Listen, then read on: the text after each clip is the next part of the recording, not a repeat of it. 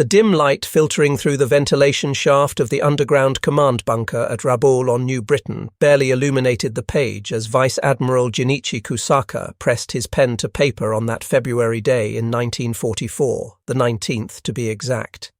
His hand wasn't quite steady as he committed thoughts to his private journal that would have resulted in a military tribunal had anyone from Imperial headquarters discovered them.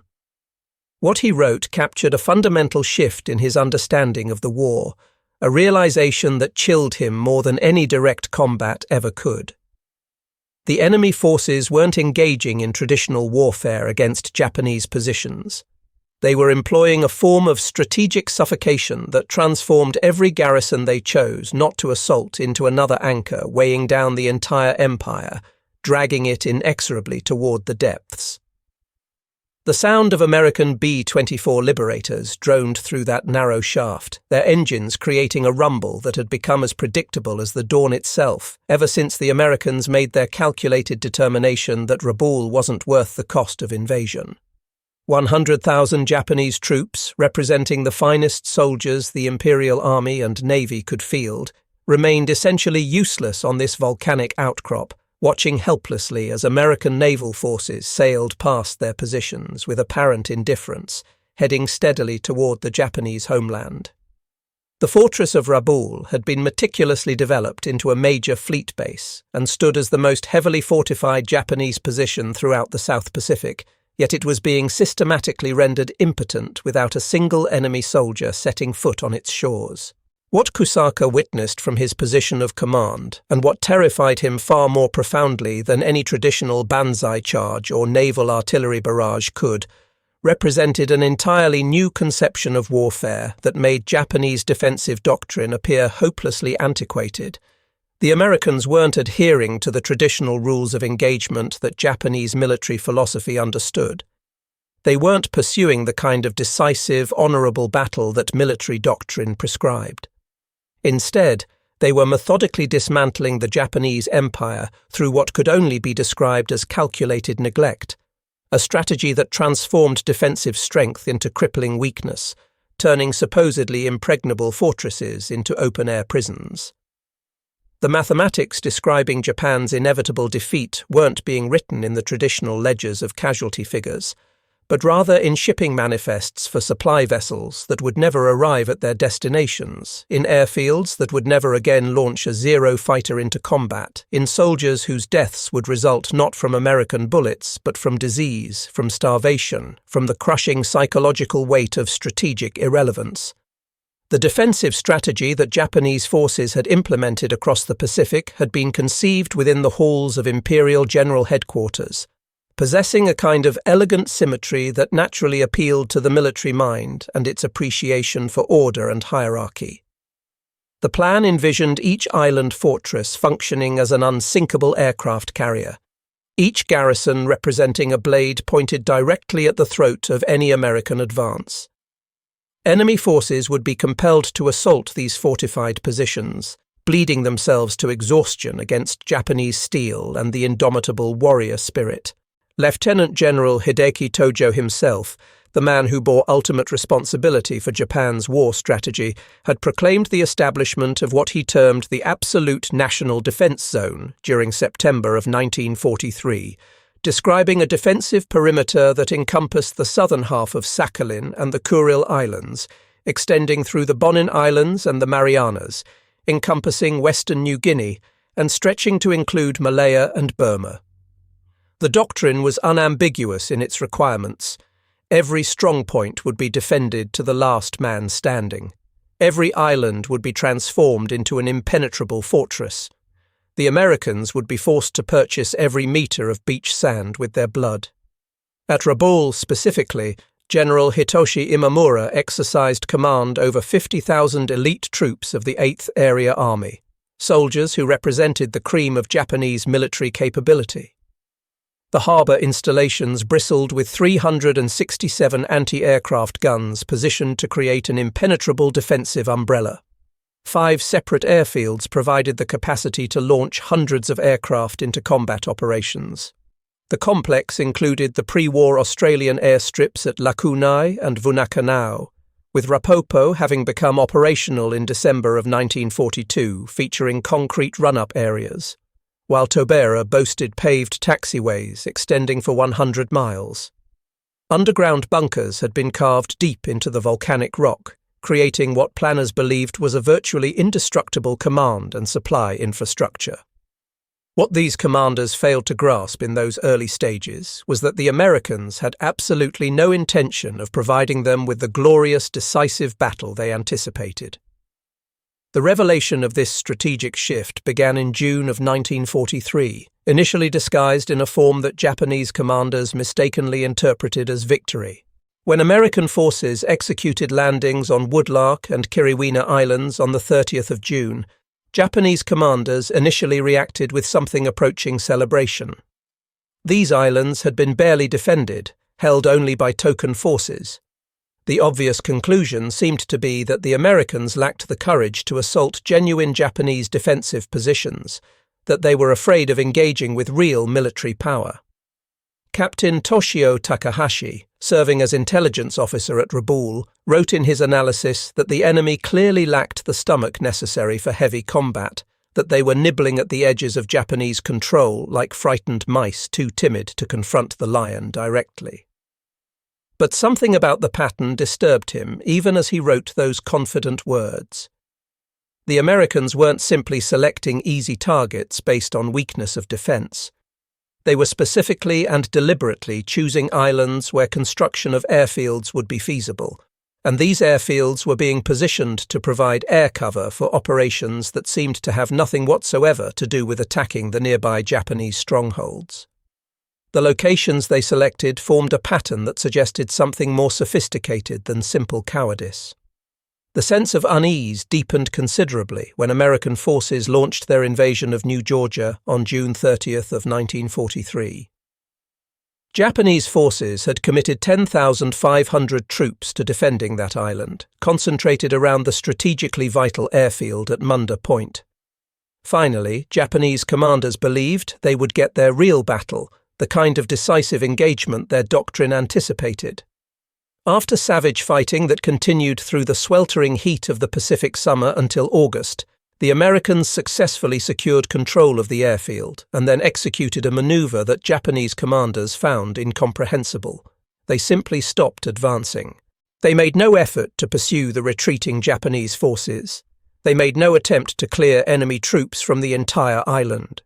They simply consolidated their control around Munda, rapidly built up its facilities, and moved on to their next objective as if the remaining Japanese forces were beneath their notice. Major Kenji Hatano, one of the survivors of the brutal New Georgia campaign, reported back to headquarters at Rabaul with observations that should have set off alarm bells throughout the command structure. The Americans fought in a manner completely different from what doctrine had prepared them for. They captured what they needed for their strategic purposes and simply left the Japanese the rest of the territory, as if the presence of Japanese troops was merely an inconvenience rather than a military threat worthy of elimination. It was as if Japanese forces didn't matter to them, as if they were already so irrelevant to American strategic planning that they could be safely ignored. By November of 1943, the pattern was becoming horrifyingly clear to those willing to see it. The American offensive, which had been designated Operation Cartwheel in their planning documents, wasn't designed with the objective of capturing Japanese bases at all. Its true purpose was to render those bases strategically irrelevant, to remove them from the board without the messy business of actually fighting for them. Admiral Minichi Koga, who held the position of Commander-in-Chief of the Combined Fleet, had responded to the Allied invasion of Bougainville by making what seemed like a bold and aggressive move, rushing carrier aircraft to reinforce Rabaul's air defences. On the 1st of November in 1943, he transferred 173 carrier aircraft from the fleet carriers to Rabaul's airfields. This impressive force consisted of 82 Zero fighters, 45 Type 99 dive bombers, 40 Type 97 torpedo bombers, and 6 reconnaissance planes, drawn from the carriers Zuikaku, Shokaku, Zuiho, Junyo, Hio, and Ryuho. These weren't replacement pilots fresh from training. These were Japan's last remaining trained carrier pilots, the irreplaceable veterans who had participated in the attack on Pearl Harbor, who had savaged British naval forces at Ceylon, who had fought in the desperate battles at Midway. They represented the sharp edge of Japanese naval aviation capability, the men whose skills and experience couldn't be duplicated in the abbreviated training programs that wartime necessity had imposed. Now all of these precious resources were being committed to defending a base that the Americans had already determined wasn't worth attacking directly. The American response arrived with devastating swiftness. On November 5th, carrier aircraft launched from USS Saratoga and USS Princeton struck Rabaul's anchorage and installations, inflicting heavy damage on 4 heavy cruisers and 2 light cruisers. On November 11th, they returned with reinforcements from Essex, Bunker Hill and Independence, systematically damaging most of the remaining warships anchored at Rabaul. But what happened in the aftermath of these strikes marked the beginning of a psychological unraveling among Japanese commanders that would only deepen as the war progressed. The Americans didn't follow up their tactical success with an invasion. They didn't attempt to exploit the advantage they had created. They simply withdrew, having accomplished their objective of neutering Rabaul's offensive capability, and sailed away to their next target. The toll from those November engagements was catastrophic. Of the 173 carrier aircraft that had been transferred to Rabaul, 121 were destroyed. Of the 193 highly trained aircrew who had been committed to Rabaul's defense, 82 were killed. Commander Yasuo Kuwahara, a Zero pilot who managed to survive the November battles, captured the psychological confusion in a letter that would only be discovered after the war ended. He wrote that they had won the engagement in the traditional sense, that they had driven the American carriers away from Rabaul. So why did victory feel indistinguishable from defeat? The Americans had damaged Japanese ships, shot down Japanese planes, and then simply departed. Japanese forces couldn't pursue them. They couldn't strike back at the retreating carriers.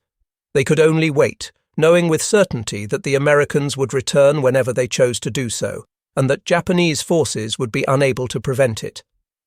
Lieutenant Commander Toshikazu Omai, who served as senior staff officer of the Southeast Area Fleet, began maintaining meticulous records documenting what the bypass strategy meant in concrete, practical terms.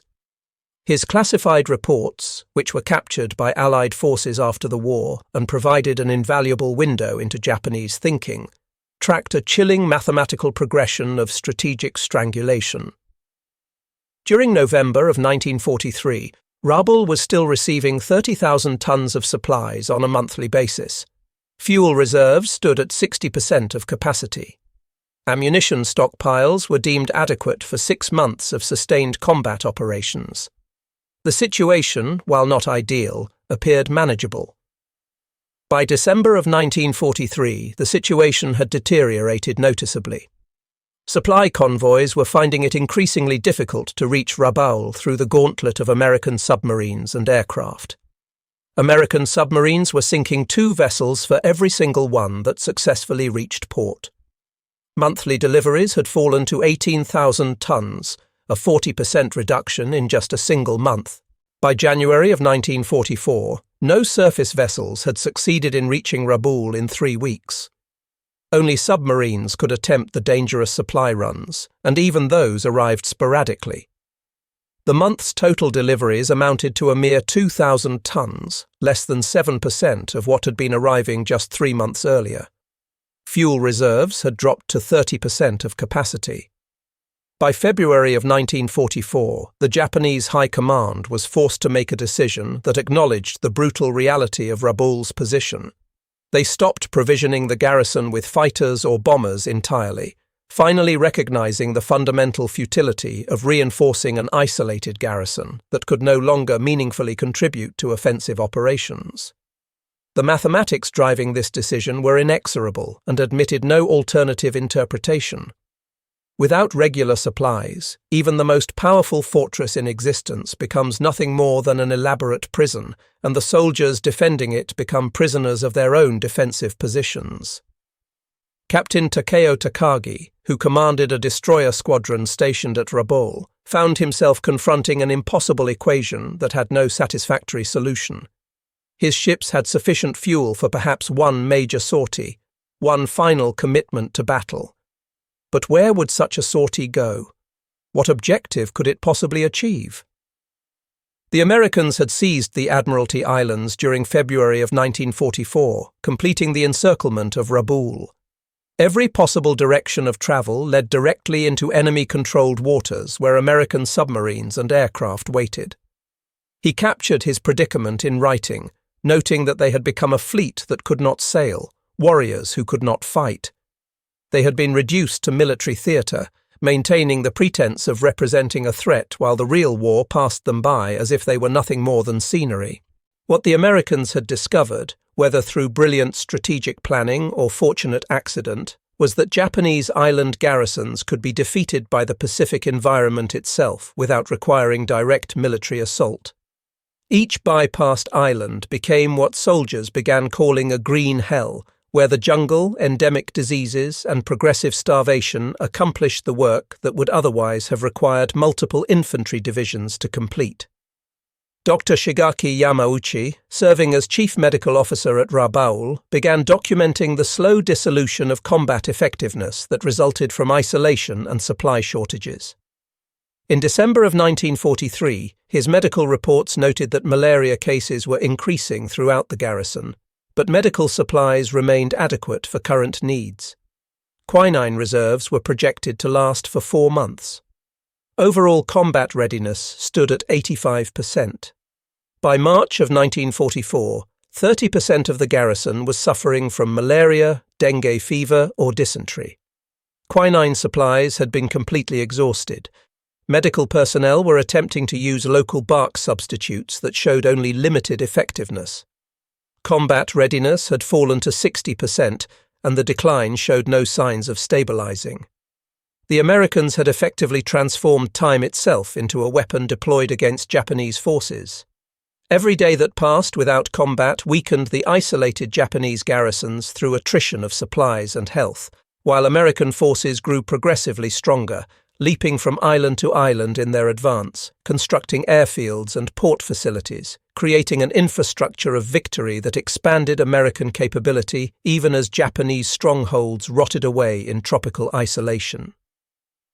On Wake Island, which had been bypassed since October of 1943, Captain Shigematsu Sakaibara commanded approximately 4,000 Japanese troops.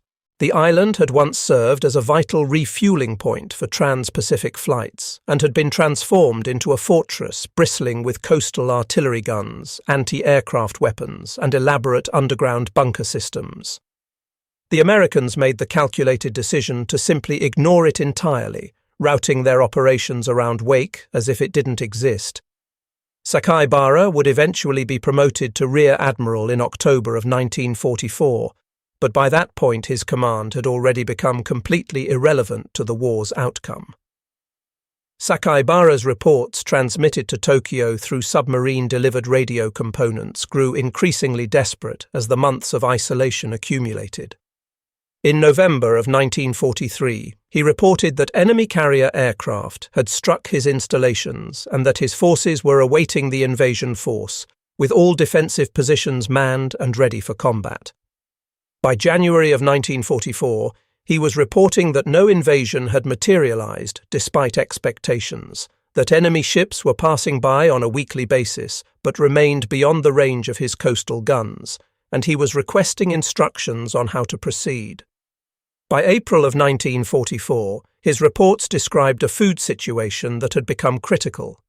Fishing provided some supplementary nutrition, but proved insufficient for the needs of the entire garrison. Many of his men were showing the early signs of malnutrition. His plaintive question cut to the heart of their predicament when he asked when relief would come. On Wolei Atoll in the Caroline Islands, 6,426 Japanese troops under the command of Major General Katsumi Kitamura experienced a similar abandonment. The Americans had seized nearby islands specifically for their suitability as airfield locations, but they left the garrison on Wolai Atoll to slowly wither away without direct confrontation. Kitamura's personal diary, recovered after the war ended, chronicles the psychological disintegration that accompanies strategic irrelevance.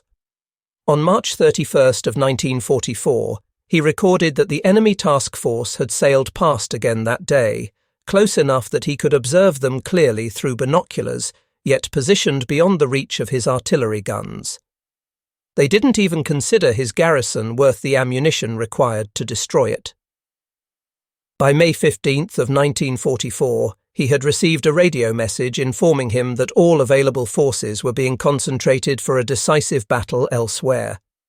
His garrison was not included in these plans. They had become what he termed military orphans, cut off from the larger conflict. By August 2nd of 1944, he noted that his men had begun cultivating gardens to supplement their dwindling rations.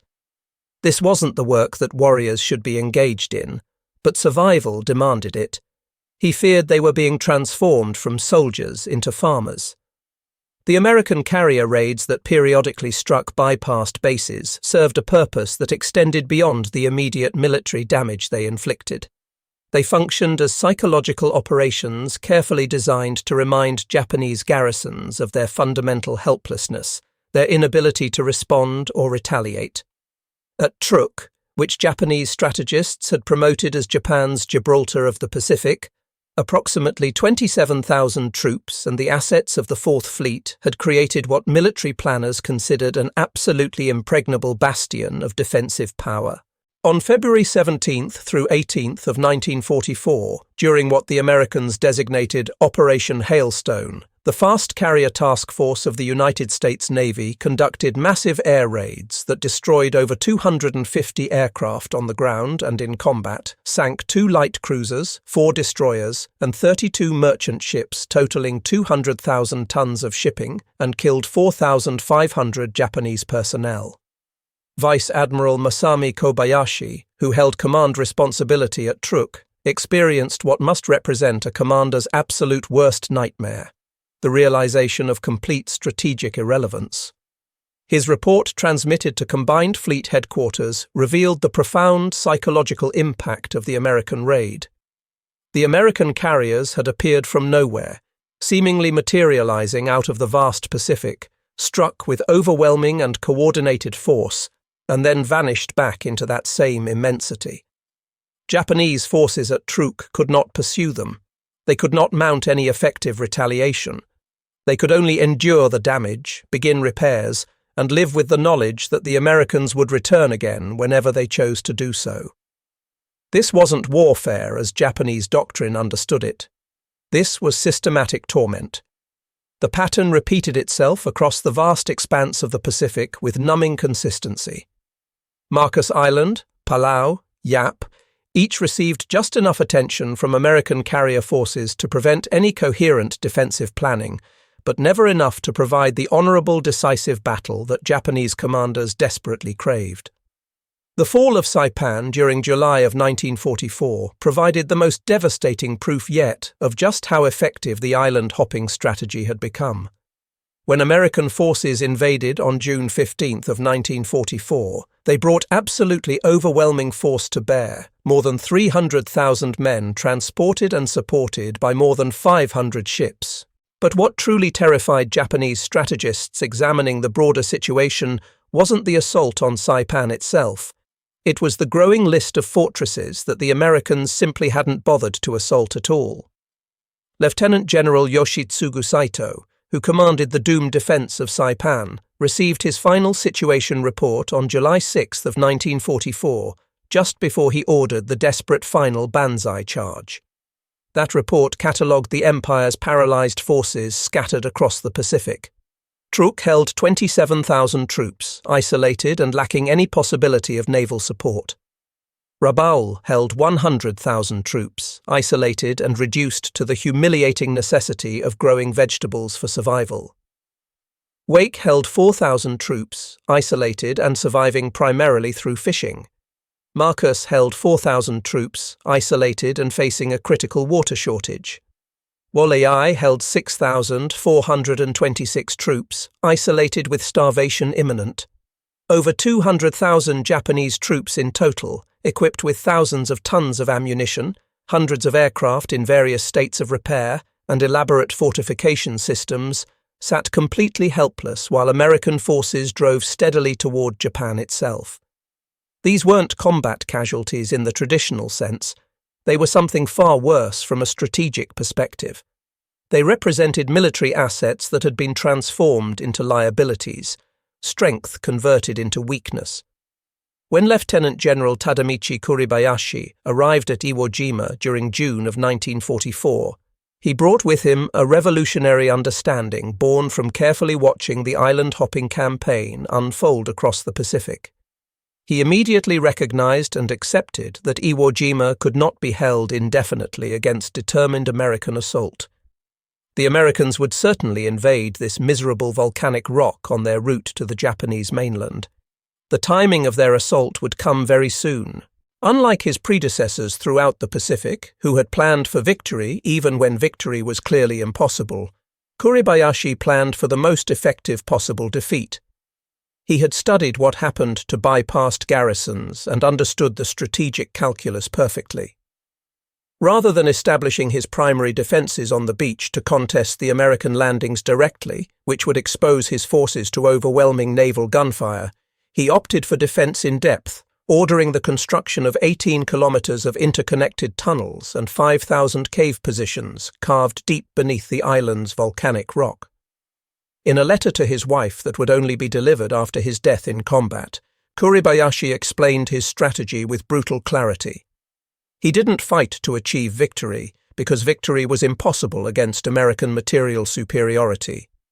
He fought to make the Americans pay such a terrible price in blood that they would think twice before launching an invasion of the Japanese mainland.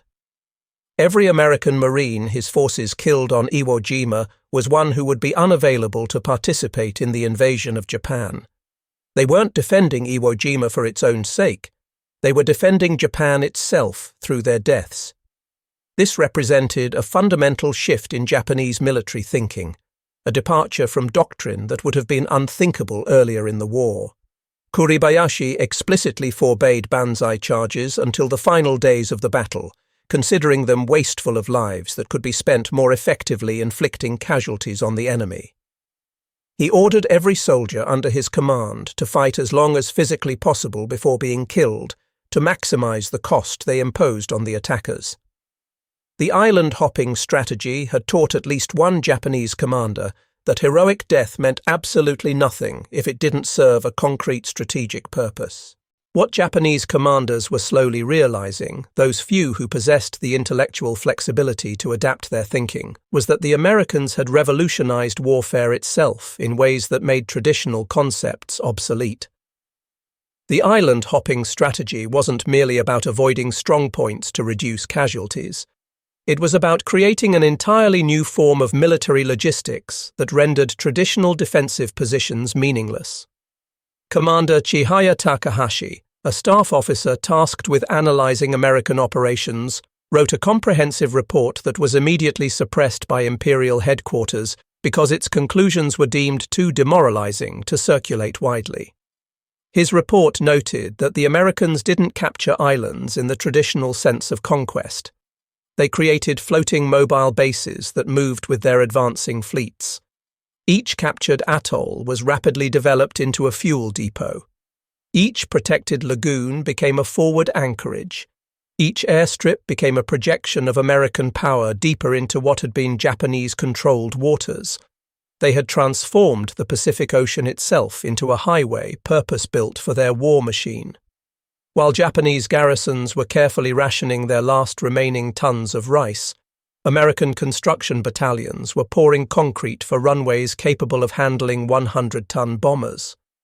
The Liberty ship program was producing 3 new vessels every single day at peak production rates, replacing losses faster than they could be inflicted. Captain Minoru Genda, the tactical genius who had planned the Pearl Harbor attack, studied American logistics from his post in Tokyo and reached a conclusion that was as chilling as it was accurate. Japan had prepared itself for a war of warriors, assuming that superior spirit would eventually triumph over material advantages. The Americans were fighting a war of engineers and logisticians, where supply lines and industrial capacity determined outcomes. While Japan perfected the art of dying gloriously, America perfected the art of supply. Each bypassed garrison represented a permanent subtraction from Japanese strength. Each newly constructed airfield added to American capabilities. Time itself, the simple passage of days and weeks, had become an enemy weapon deployed against Japan. Complementing the island-hopping strategy was the devastatingly effective American submarine campaign that transformed Japanese resupply efforts into little more than suicide missions. By 1944, American submarines were sinking Japanese merchant vessels faster than Japanese shipyards could possibly replace them, creating a downward spiral of diminishing supply capacity.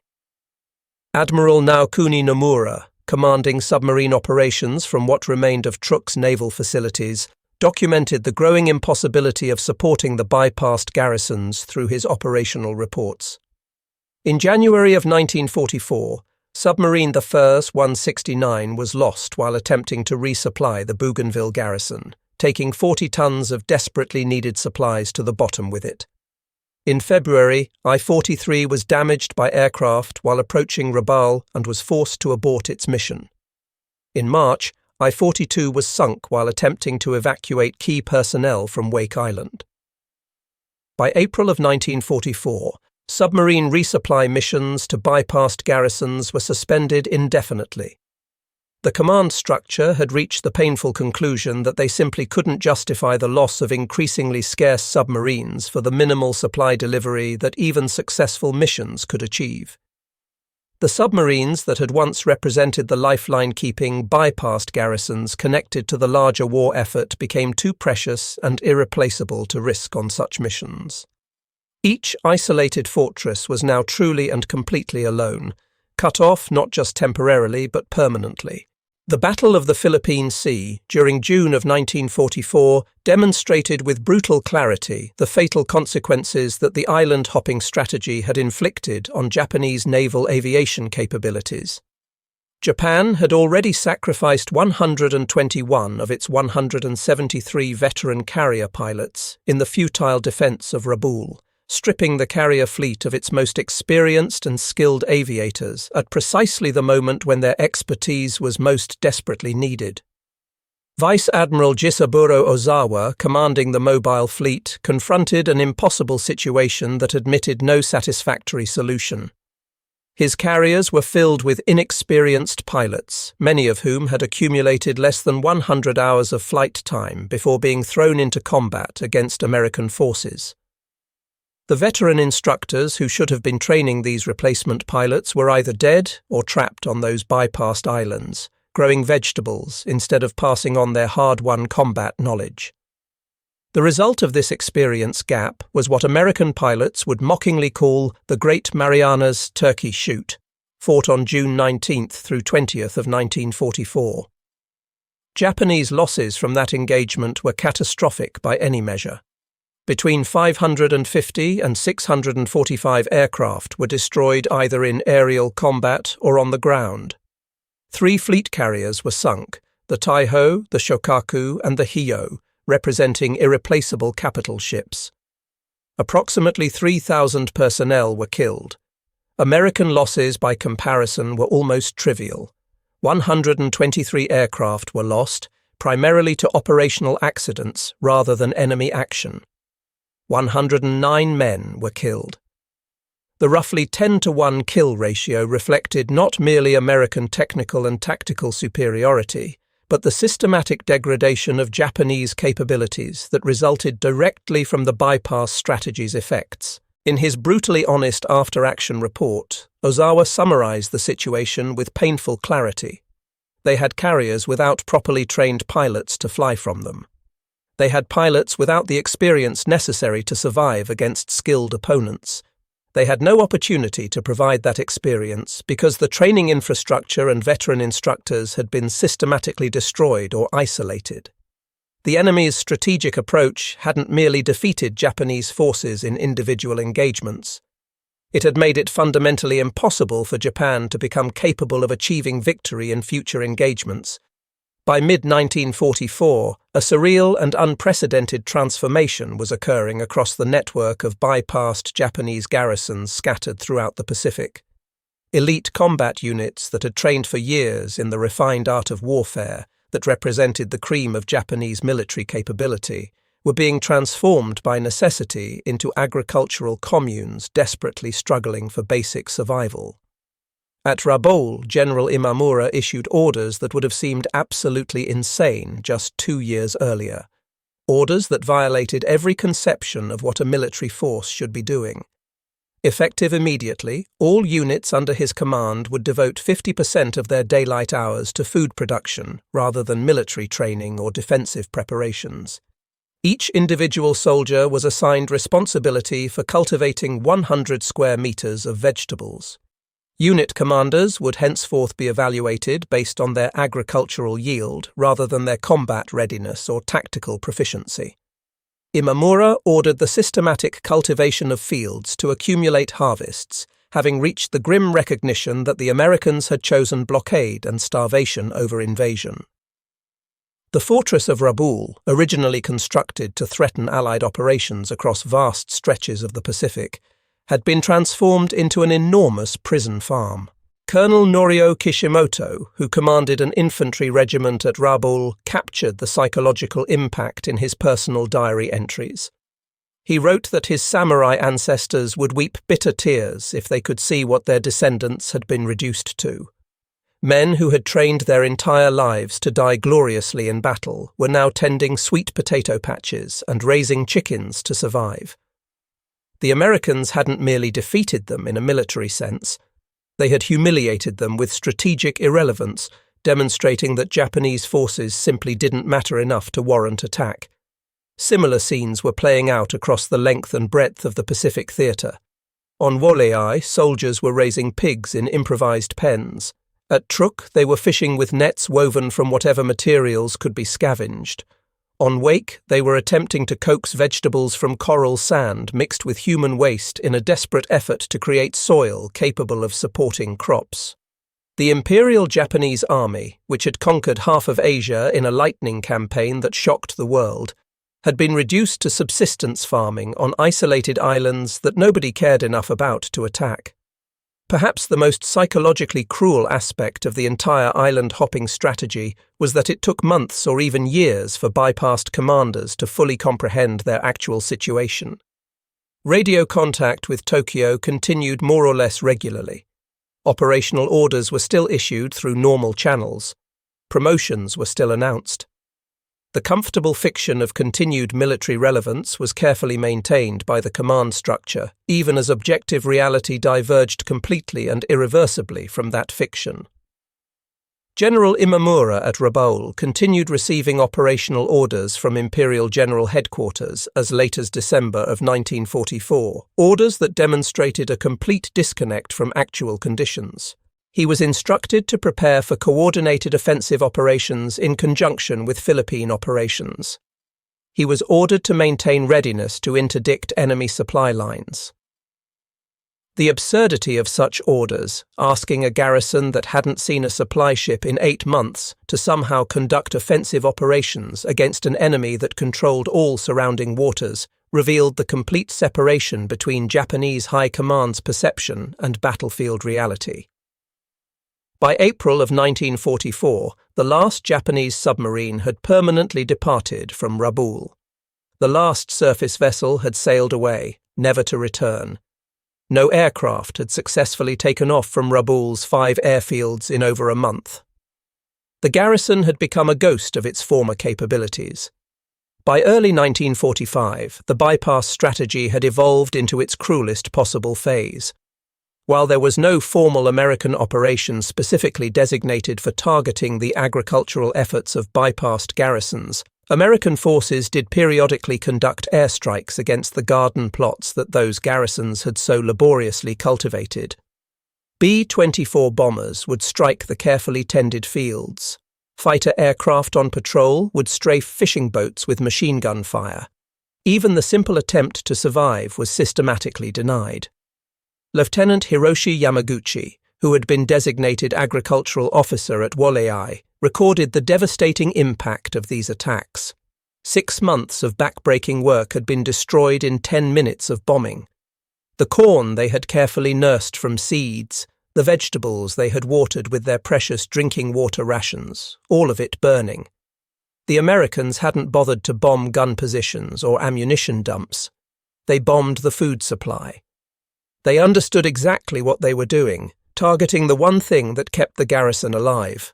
When Emperor Hirohito announced Japan's surrender on August 15th of 1945, approximately 300,000 Japanese troops remained scattered across bypassed islands throughout the Pacific. At Rabaul alone, 69,000 Japanese troops remained alive when Japan officially surrendered. These men had survived not through combat, not through any military action whatsoever, but through the degrading work of cultivating gardens, catching fish, and slowly starving while maintaining a pretense of military readiness. The surrender announcement created an almost surreal situation across these isolated garrisons. Many bypassed garrisons refused to believe the surrender announcement was genuine, convinced it represented American propaganda designed to trick them into abandoning their posts. Others, even those who accepted the announcement as truthful, confronted the bizarre problem that they had no way to actually surrender. They were stationed on islands that had no American military presence whatsoever. The Americans had bypassed them so thoroughly, so completely, that they had essentially forgotten these garrisons existed at all. Colonel Masashi Yamamoto, isolated on Mili Atoll in the Marshall Islands, faced this peculiar dilemma with a kind of grim humour. The war had ended, but his garrison had no one to surrender to. The Americans had bypassed his position so thoroughly that they had apparently forgotten his forces existed at all. His garrison would have to wait patiently for the Americans to remember them. Some bypassed garrisons waited for weeks or even months before American forces finally arrived to formally accept their surrender. During this strange liminal time, they existed in a kind of purgatory, no longer at war, but not yet at peace, trapped in an existential state that military doctrine had never contemplated. Admiral Chester Nimitz, who served as architect of the Central Pacific Campaign, later reflected thoughtfully on the island-hopping strategy and its implications for future warfare. He observed that American forces had learned something profound and counterintuitive. The quickest and most efficient way to defeat Japan wasn't to fight the Japanese forces wherever they were found. Every single bypassed island represented thousands of soldiers that American forces didn't have to kill in combat, tons of ammunition that didn't need to be expended, and most importantly, American lives that didn't have to be sacrificed to achieve strategic objectives. They had learned to turn Japanese strength against itself.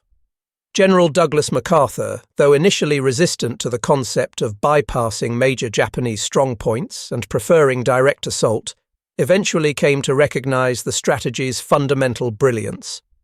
This recognition came particularly after observing how the decision to bypass Rabaul, rather than assault it directly, had saved enormous numbers of Allied casualties that would have resulted from attempting to capture such a heavily fortified position.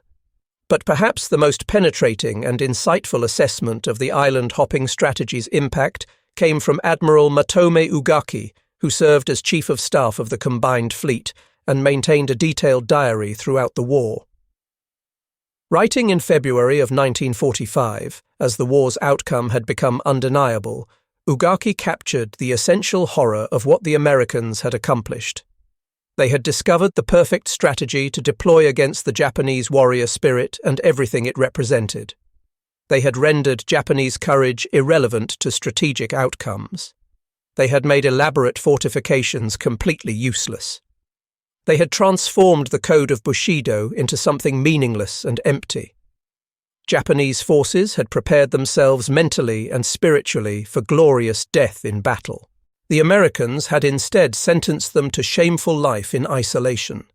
This outcome was worse than any form of defeat. This represented something approaching erasure, the complete negation of military purpose and meaning.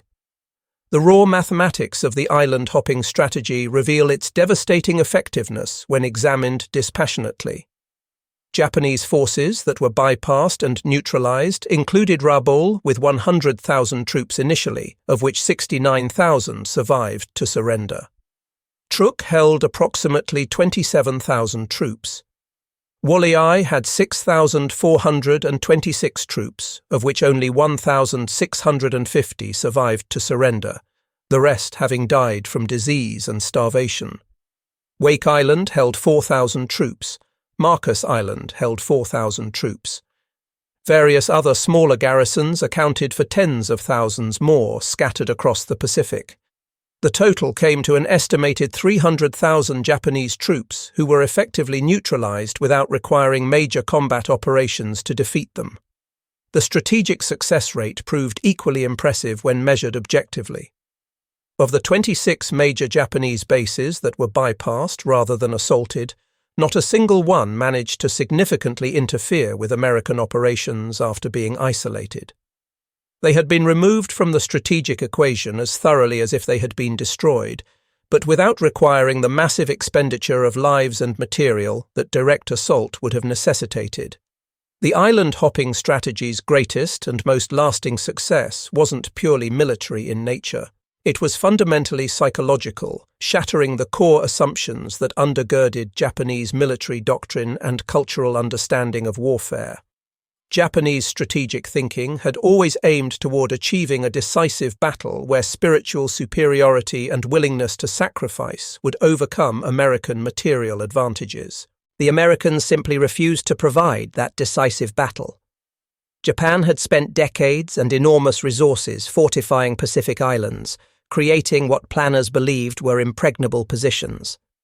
The Americans demonstrated conclusively that fortifications only matter if someone is foolish enough to attack them directly. Japanese military culture placed enormous emphasis on glorious death in combat as the highest achievement. The Americans sentenced Japanese forces instead to survival in strategic irrelevance, denying them even the cold comfort of meaningful death. Japanese doctrine insisted that superior will and fighting spirit could ultimately overcome material disadvantage. The Americans made will itself completely irrelevant by removing any opportunity to exercise it. Captain Yoshitaka Shindo, serving as intelligence officer on bypassed Marcus Island, wrote what may be the most perceptive analysis of the strategy's psychological impact. His garrison had been prepared for American strength, ready to face overwhelming firepower and superior technology. They had anticipated all of that and steeled themselves for the challenge. What they were fundamentally unprepared for, what their entire cultural and military tradition had left them unable to cope with, was American indifference.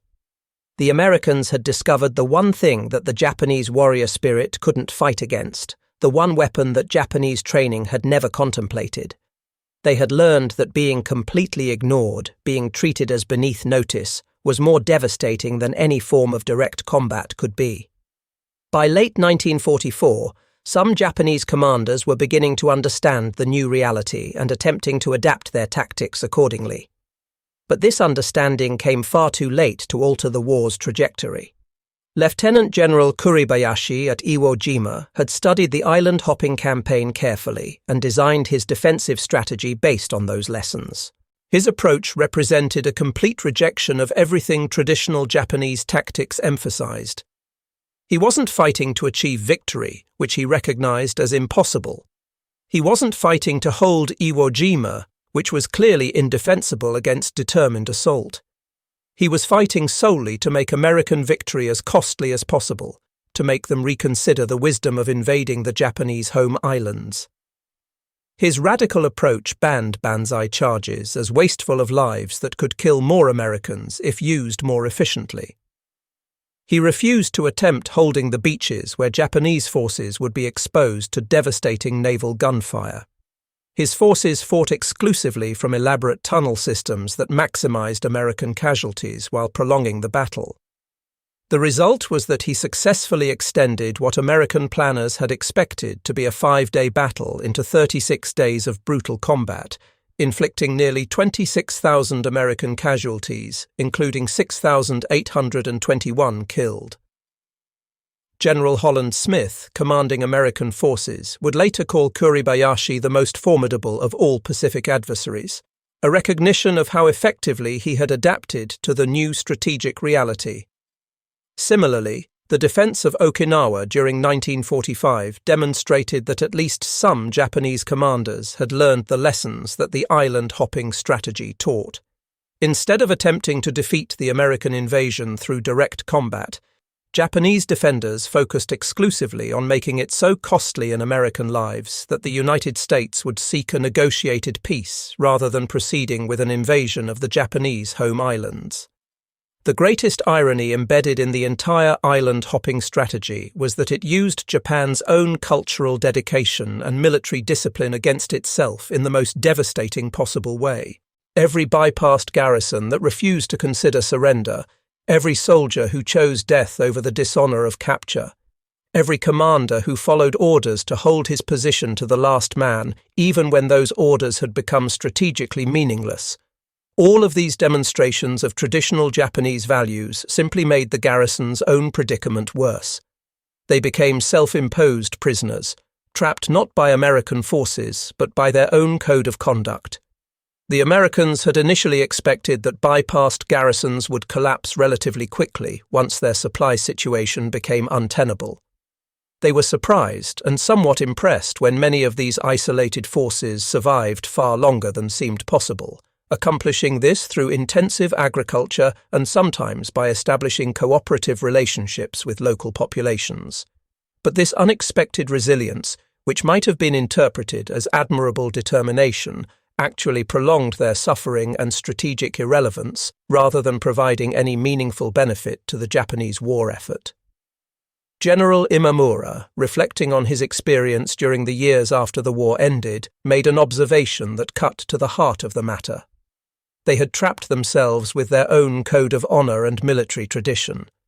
Surrender was culturally impossible, unthinkable for a Japanese officer. Retreat was explicitly forbidden by orders from imperial headquarters. So they remained in place, following their orders, maintaining their positions. The Americans didn't need to defeat them through combat. Japanese forces had defeated themselves through their cultural inability to adapt to a strategy that their military tradition had never imagined possible. For the soldiers manning those bypassed garrisons, the war's end brought confusion rather than relief. At Rabaul, General Imamura and Admiral Kusaka formally surrendered on September 6 of 1945, conducting the ceremony aboard HMS Glory with appropriate military formality. But they were surrendering forces that hadn't been militarily relevant in any meaningful sense for well over a year. Many smaller and more isolated garrisons experienced even stranger conclusions to their war. On Anatahan Island, 32 Japanese soldiers refused to believe that the war had actually ended, convinced that surrender announcements represented American propaganda. They continued their military routines, fighting against no enemy until 1951, 6 years after Japan's surrender. They maintained strict military discipline, conducted regular patrols, and prepared defensive positions against an American invasion that had been cancelled 6 years earlier.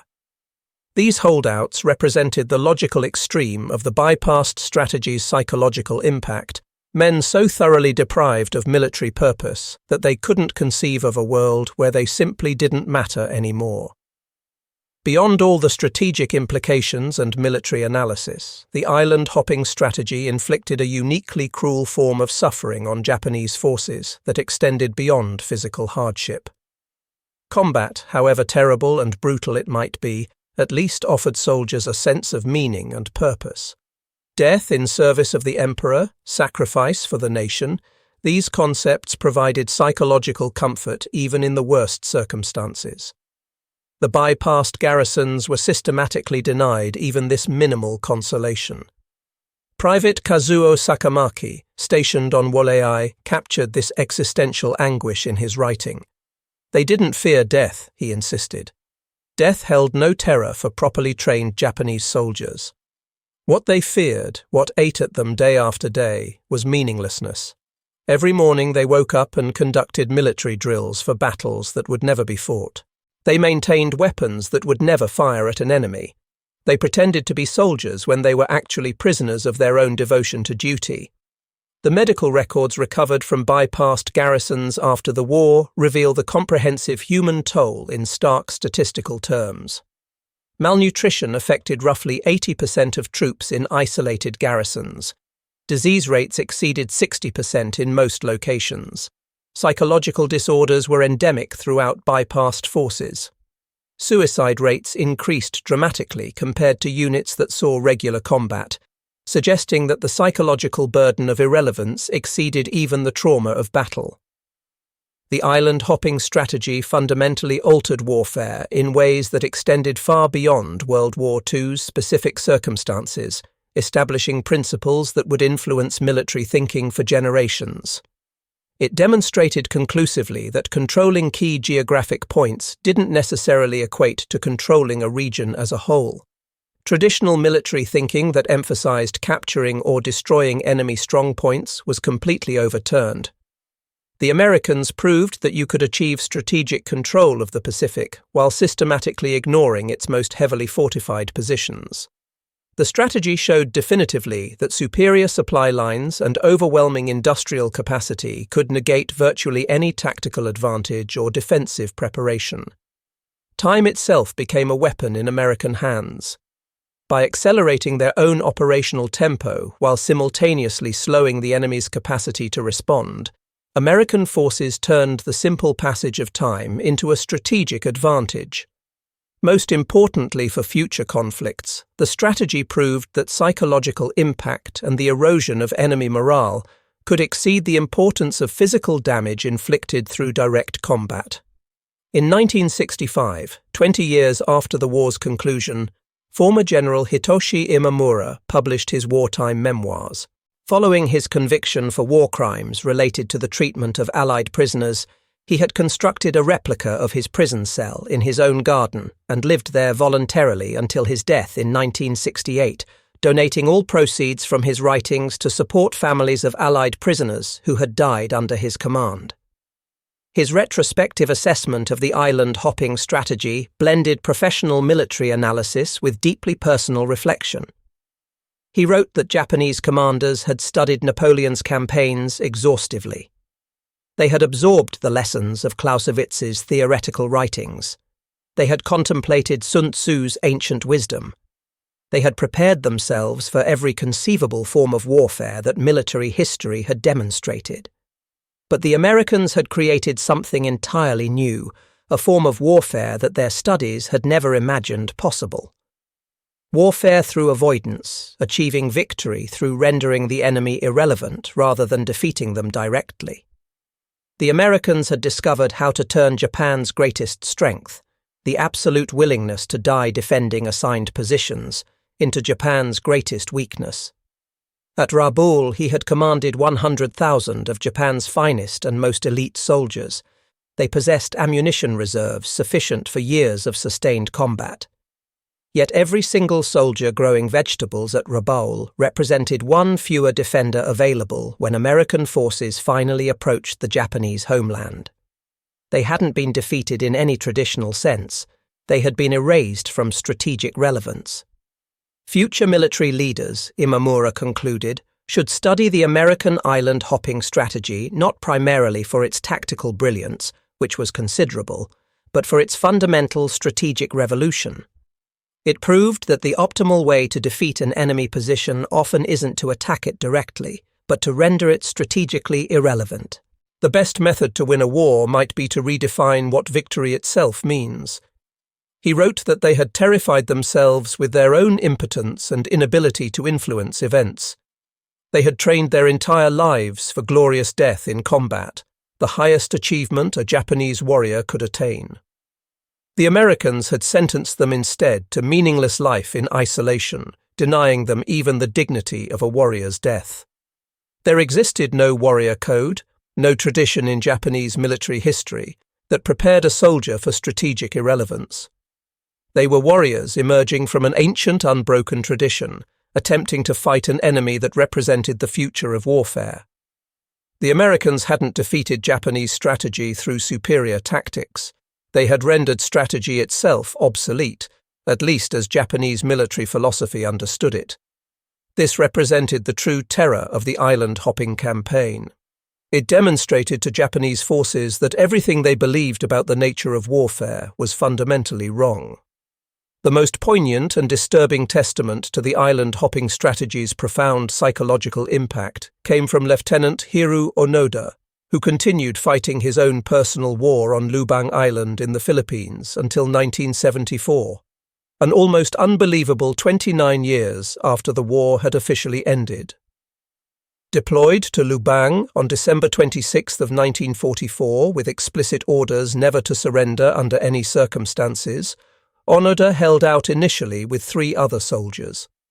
One by one, his companions died or surrendered, until eventually he was the last survivor, alone with his mission and his unshakable sense of duty.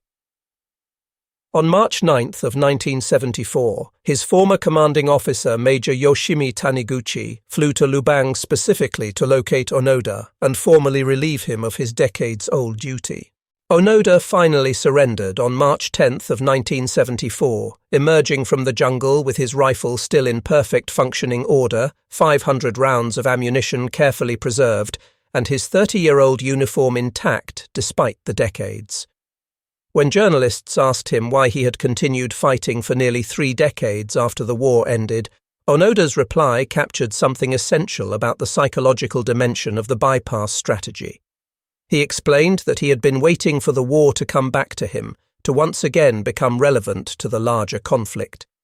He had never imagined, never even conceived as possible, that the war would simply leave him behind permanently and forever. Japanese forces were fundamentally terrified by America's island-hopping strategy because it represented something far worse than simple military defeat, something their entire cultural and military tradition had left them unprepared to comprehend. It represented utter meaninglessness, the complete negation of purpose. Every military tradition they honored, every cultural value they held sacred, every strategic assumption their commanders had relied upon, all of it was systematically turned against them and used as a weapon. They had prepared themselves mentally and spiritually for a war of warriors, expecting that superior spirit and willingness to sacrifice would eventually triumph. They faced instead a war of engineers and logisticians, where industrial capacity and supply lines determined outcomes more than courage or tactical skill ever could. The Americans treated their elaborate island fortresses not as enemies to be courageously fought, but as obstacles to be simply driven around, bypassed as if they were nothing more than inconvenient geography. Approximately 300,000 Japanese troops scattered across those bypassed islands didn't just lose the war in any conventional sense. They were written completely out of it, erased from relevance. While they maintained their defensive positions with professional discipline, while they cultivated their humiliating gardens, while they slowly starved and died from disease, the actual war moved steadily forward without them, proceeding as if they had never existed. They weren't conquered through superior force of arms. They were simply discarded as irrelevant. They weren't defeated in glorious battle. They were ignored as beneath notice. In his final journal entry recorded before Japan's formal surrender, Admiral Kusaka at Rabaul wrote words that captured the ultimate lesson the Americans had taught. The Americans had demonstrated the single cruelest lesson that warfare can teach, that there exists something far worse than death in battle, that something worse is complete irrelevance in the face of victory elsewhere. They had been the Emperor's finest warriors, the cream of Japanese military capability, reduced to the degrading work of growing sweet potatoes while enemy forces sailed past their positions toward the Japanese homeland without even acknowledging their existence. They had prepared themselves to die gloriously in service of their emperor and nation. Instead, they lived meaninglessly, denied even the dignity that death in combat would have provided. This was the Americans' ultimate weapon, more devastating than bombs or bullets or superior technology. It was obsolescence itself, the systematic negation of purpose and meaning. The island-hopping strategy succeeded so completely because it attacked not Japanese defensive positions, but Japanese sense of purpose. It targeted not bodies, but fundamental beliefs about what warfare meant. It demolished not fortifications, but core assumptions about the nature of war itself. The strategy transformed the vast Pacific Ocean from what should have been a field of decisive battle into merely a highway facilitating American victory. And it converted supposedly impregnable Japanese strongholds from threatening fortresses into prisons of their own construction and commitment.